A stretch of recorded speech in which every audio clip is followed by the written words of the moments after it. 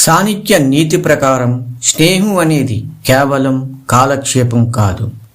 అది ఒక మనిషి ఎదుగుదలని లేదా పతనాన్ని శాసించే శక్తి. స్నేహం గురించి చాణక్యుడు చెప్పిన లోతైన సూత్రాలతో కూడిన విశ్లేషణ. స్నేహం ఎవరితో ఉండాలి, ఎవరిని వదలాలి? మిత్రుడు అంటే మన నీడ లాంటివాడు అనుకుంటాం, కానీ చీకటి పడగానే నీడ కూడా మనల్ని వదిలివేస్తుంది. మరి ఇలాంటి వారితో స్నేహం చేయాలి, ఎవరిని నమ్మాలి?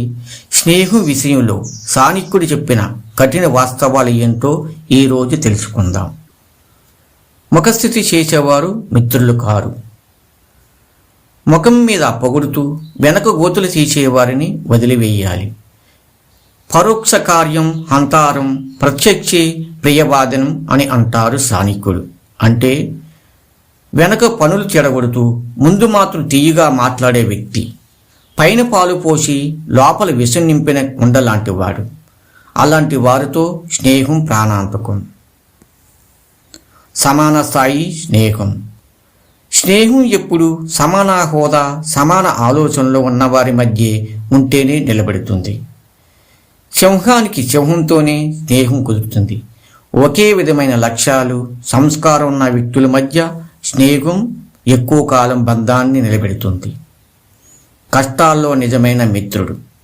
సంపద ఉన్నప్పుడు వచ్చేవారు మిత్రులు కారు, కష్టాల్లో తోడుండేవారే నిజమైన హితులు. అనారోగ్యం పాలైనప్పుడు, కరువు వచ్చినప్పుడు, శత్రువులు దాడి జరిగినప్పుడు లేదా మరణ సమయంలో కూడా మన వెంట నిలిచేవాడే నిజమైన మిత్రుడు.